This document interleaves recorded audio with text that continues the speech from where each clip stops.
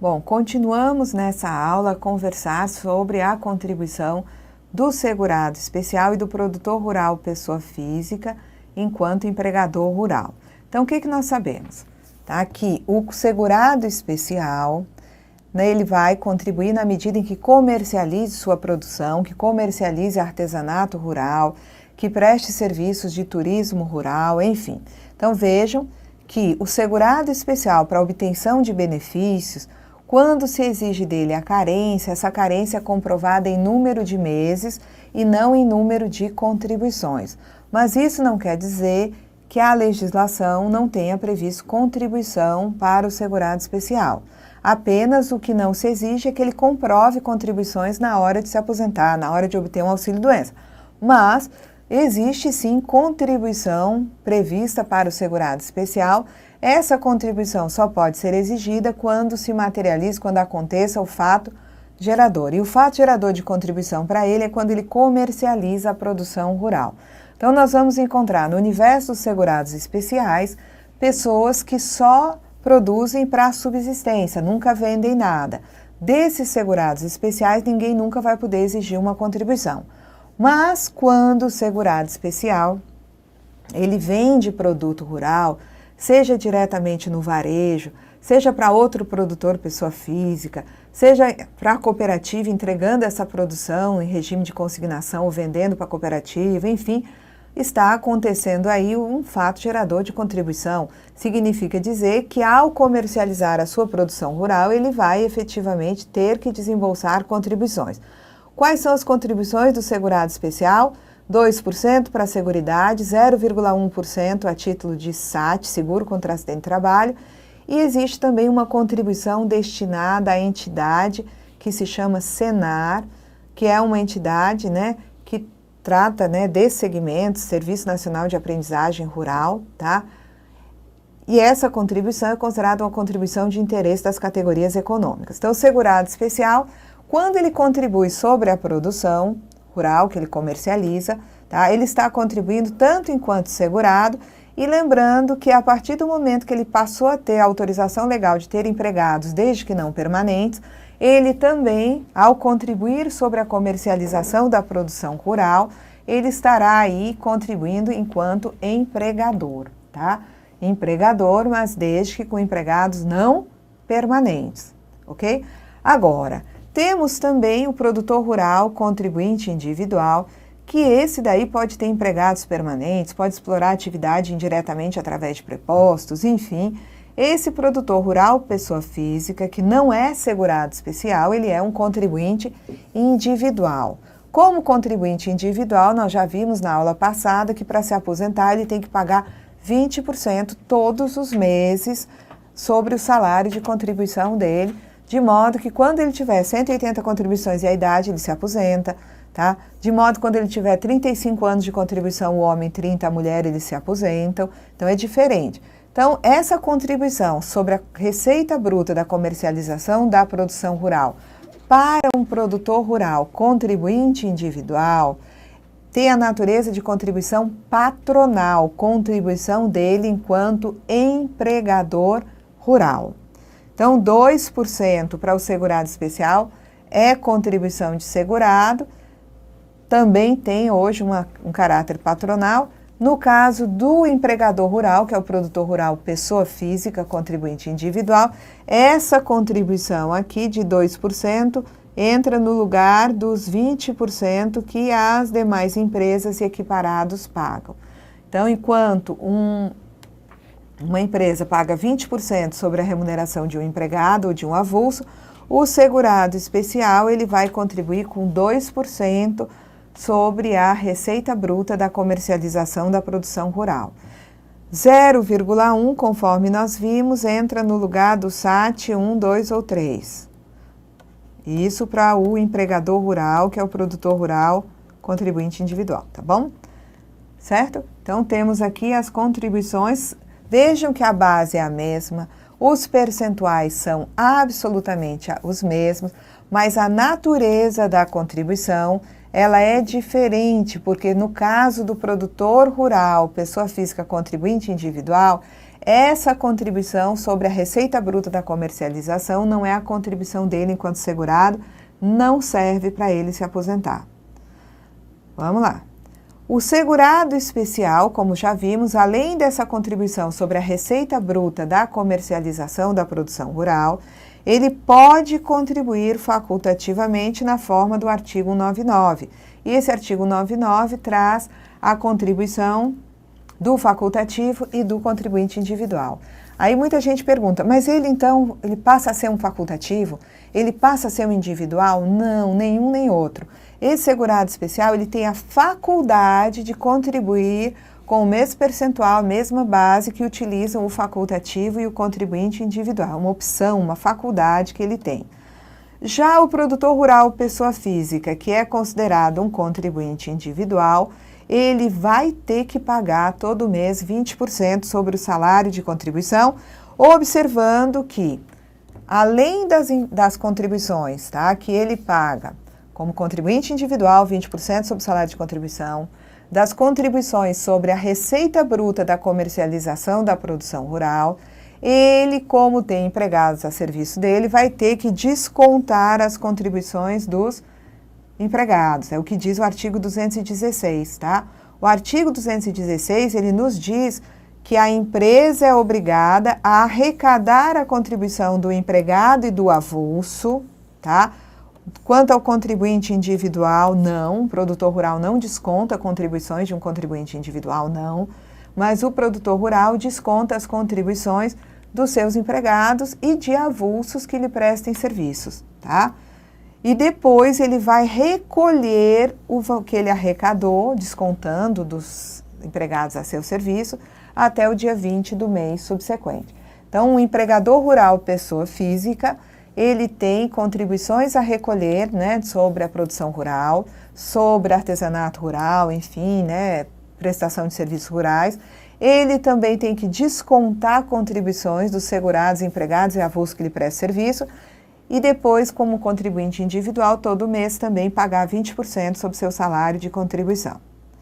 Bom, parágrafo 4º, ele repete o que a Lei 8.212 já nos trouxe no artigo 25, dizendo o que integra a receita bruta da comercialização, que é a base de cálculo da contribuição de 2% mais 0,1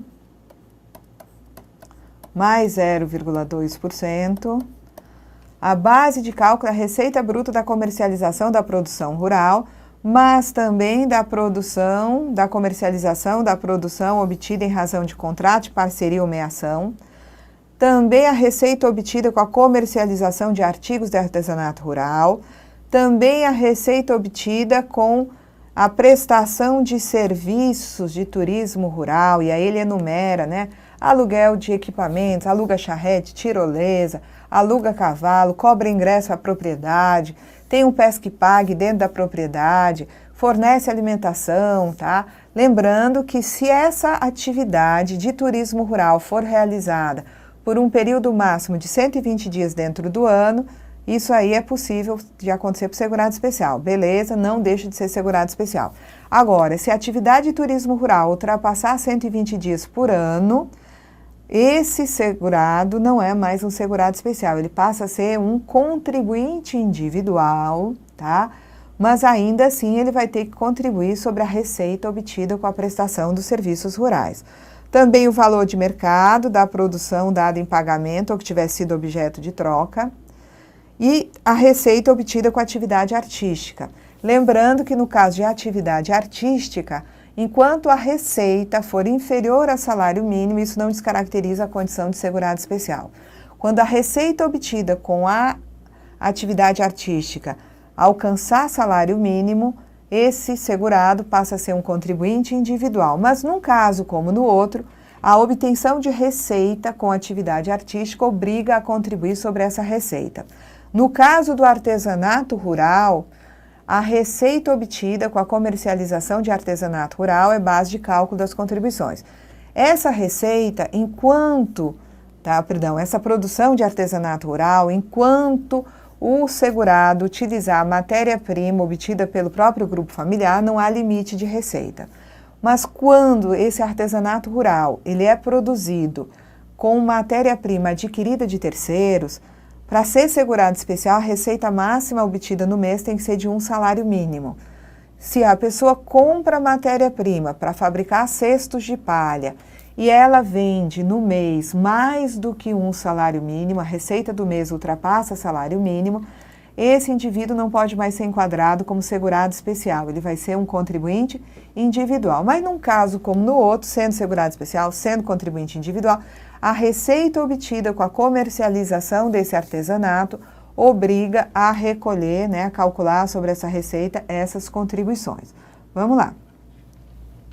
O parágrafo 5º vai repetir o que nós já vimos, que produto rural não é só o produto em estado natural, produto animal ou vegetal em estado natural. Também se considera como produto rural aquele que foi transformado através de processos de beneficiamento ou industrialização rudimentar. Por exemplo, a família lá, de segurados especiais, eles plantam frutas e eles vendem tanto a fruta em estado natural, quanto eles vendem a fruta na condição de doce ou de polpa de fruta. O fato de ter transformado a fruta em doce, usando o beneficiamento rudimentar, não vai tirar dessa família a condição de segurados especiais. Aquele produto continua a ser um produto rural, só que não se encontra mais em estado natural. A mesma coisa quando produz leite, pode transformar o leite em coalhada, em queijo de coalho, em doce de leite, que, sendo uma transformação efetuada através de beneficiamento rudimentar, artesanal, industrialização rudimentar, não tem problema, continua sendo produto rural. Tá? Agora, no passado existia diferença.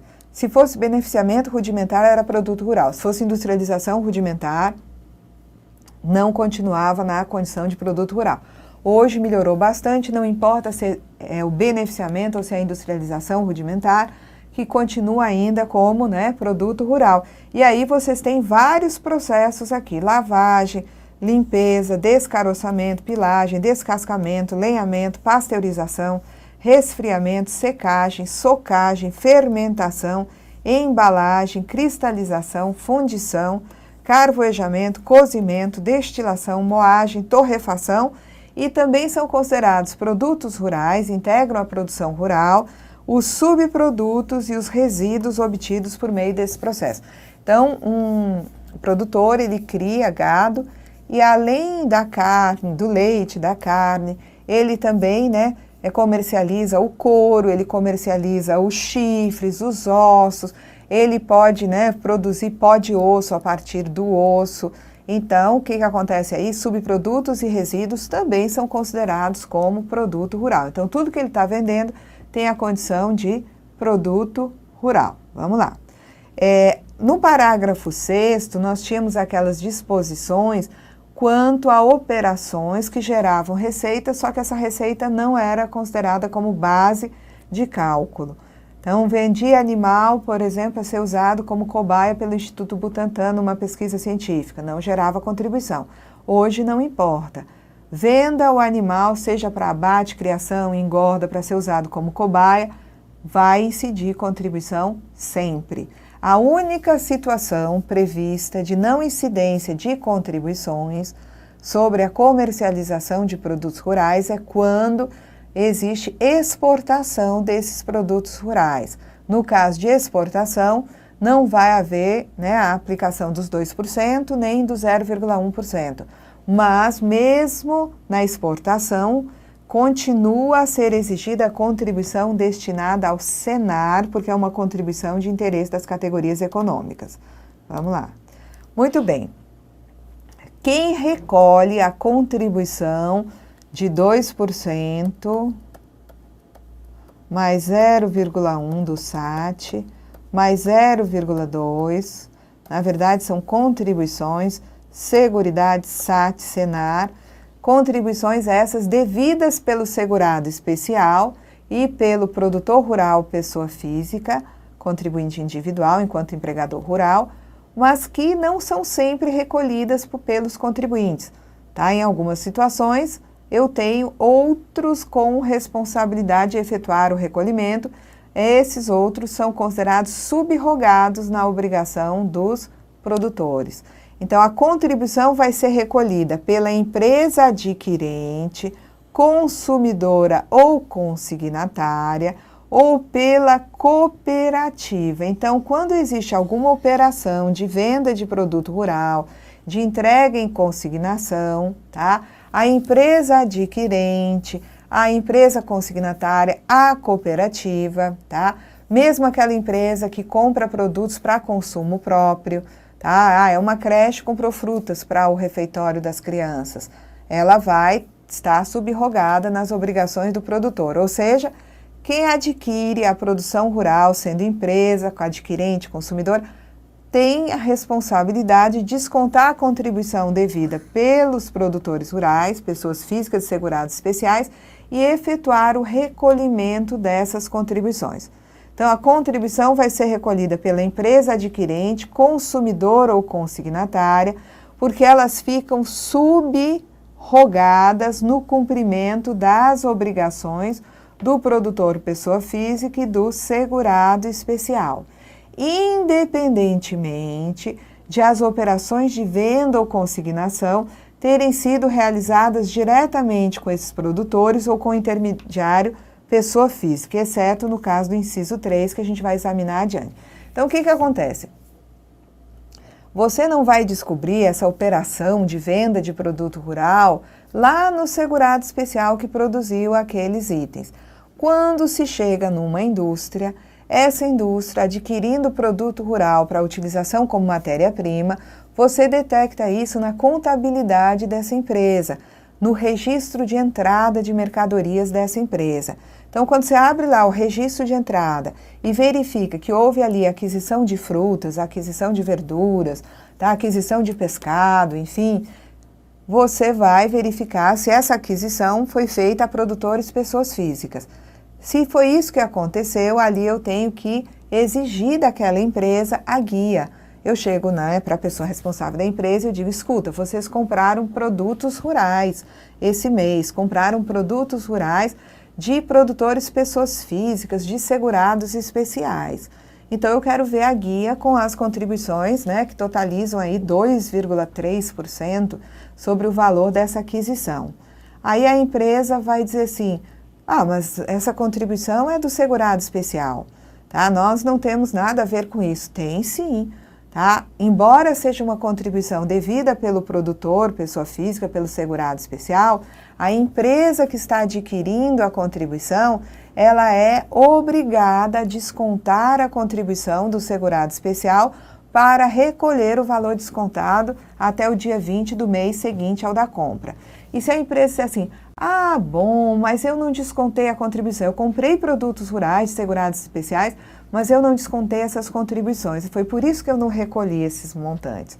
Não interessa. Aí nós vamos ter a aplicação de um dispositivo que diz o seguinte, que se presume efetuado o recolhimento. Quando a lei determina que a empresa adquirente, a cooperativa, a empresa consumidora, consignatária, eles são, né, considerados subrogados nas obrigações do produtor rural, são os responsáveis pelo recolhimento. Essa empresa adquirente, tenha ou não descontado a contribuição devida pelo segurado especial, vai ter que fazer sim o recolhimento, porque é, né, a lei que diz que não se pode usar nenhum tipo de desculpa, de escusa, para alegar o não recolhimento daquilo que é presumido feito, tá bom? Agora, a empresa pode dizer também o seguinte, você está vendo aí que eu comprei de uma pessoa física, mas essa pessoa física de quem eu compro produtos rurais, ela não é produtora. Essa pessoa física de quem eu compro os produtos rurais é apenas um atravessador, um intermediário, pessoa física. Não importa.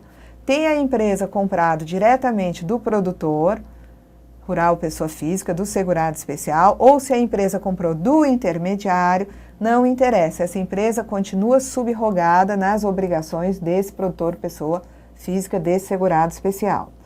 Bom, essa contribuição aí vai ser recolhida pela pessoa física não produtora rural que fica subrogada no cumprimento das obrigações do produtor pessoa física e do segurado especial, quando essa pessoa adquire produção para venda no varejo a consumidor pessoa física.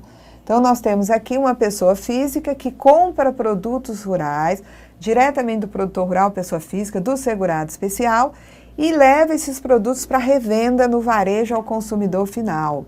Ainda que se trate de um adquirente pessoa física, esse adquirente pessoa física, ele estará subrogado nas obrigações dos produtores pessoas físicas, ou seja, esse adquirente pessoa física tem que descontar as contribuições do segurado especial, do produtor pessoa física e efetuar o recolhimento dessas contribuições até o dia 20 do mês seguinte ao da operação. Agora, a contribuição vai ser recolhida pela pessoa física, né, que é produtor rural, contribuinte individual, que é o empregador rural, e pelo segurado especial, caso comercializem sua produção com adquirente domiciliado no exterior, aqui só cabe o Senar. Então, quando o segurado especial, por exemplo, ele exporta castanha, vende castanha para um adquirente domiciliado no exterior, ele estará obrigado, tá, esse segurado especial, a recolher o Senar, 0,2 sobre o valor da venda. Ele próprio, segurado especial, recolhe.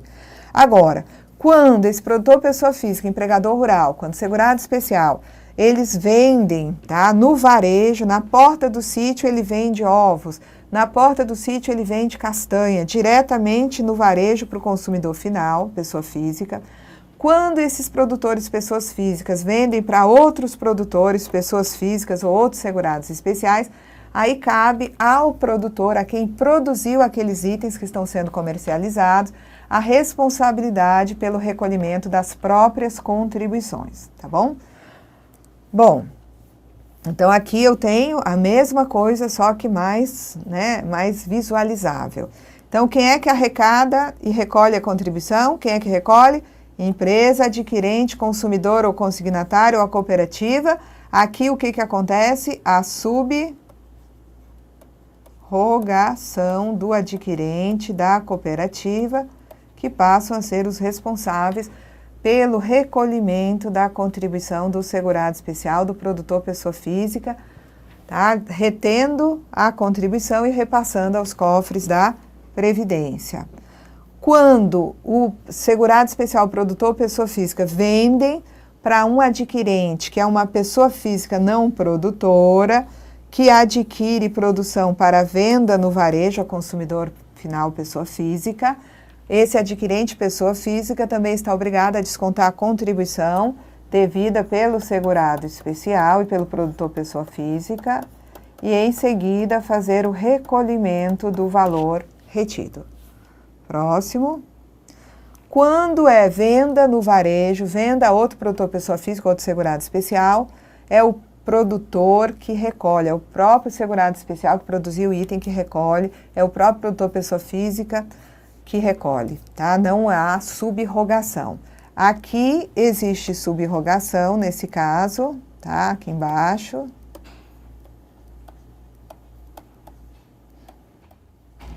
Aqui, como eu não tenho a separação entre o contribuinte e o responsável, o próprio contribuinte segurado especial, produtor pessoa física, aqui eu digo, nesse caso do inciso 3, que não existe subrogação do adquirente, seja ele, né, consumidor varejista, seja ele outro produtor rural, certo?